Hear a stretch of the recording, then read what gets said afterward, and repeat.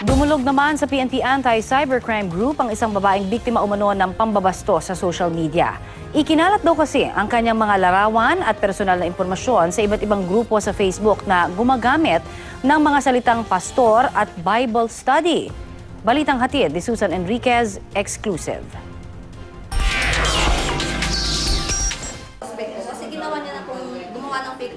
Balisa ang 22 taong gulang na si Marie, di niya tunay na pangalan ng makapanayam namin. Nagulat daw siya nang sabihan ng ilang kaibigan na may lumabas umano siyang malalaswang larawan sa social media. May nag-inform po sa akin na ginawa daw pong clickbait yung picture ko papuntang porn site.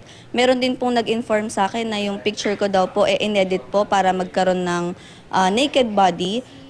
Ang pinagtataka ko po at nasasaktan po ko dahil wala naman po akong mga litratong ganun. Si Marie, lalo raw na bahala nang makatanggap ng mga friend request, pati mga nakakabastos na mga mensahe mula sa mga taong di niya kilala. Nakatanggap po ako ng mga indecent proposals, kagaya po ng kung may financial problem po ako, kung meron daw po akong totoo daw po yung nagsiservice daw po ako for 5,000. Nalaman na lang ni Marie kinalaunan, may nag-ambag pala ng kanyang mga larawan sa isa sa mga tinatawag na pastor at Bible study na Facebook groups kung saan nagpapalitan ng larawan ng mga babae nang walang paalam. Pati ang kanyang cellphone number inilagay sa grupo.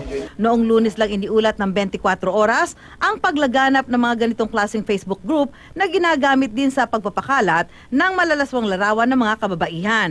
Ayon kay Marie, naiambag na raw ang kanyang mga larawan sa 4 na magkakaibang grupo. Hindi niya alam kung may iba pang nagkakalat nito. Sinamahan namin si Marie nang dumulog siya sa PNP Anti-Cybercrime Group. Gusto ni Marie na malaman kung sino ang mga nasa likod sa pagkakalat ng kanyang mga larawan.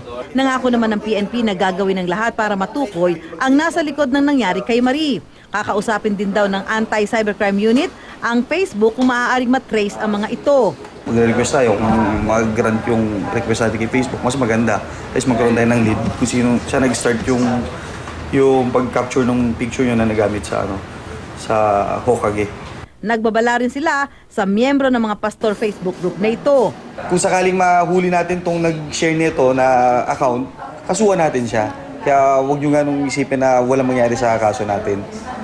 Mahuhuli natin yan.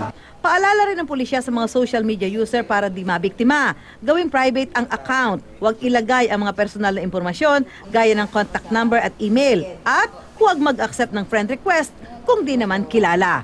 Susan Enriquez, GMA News.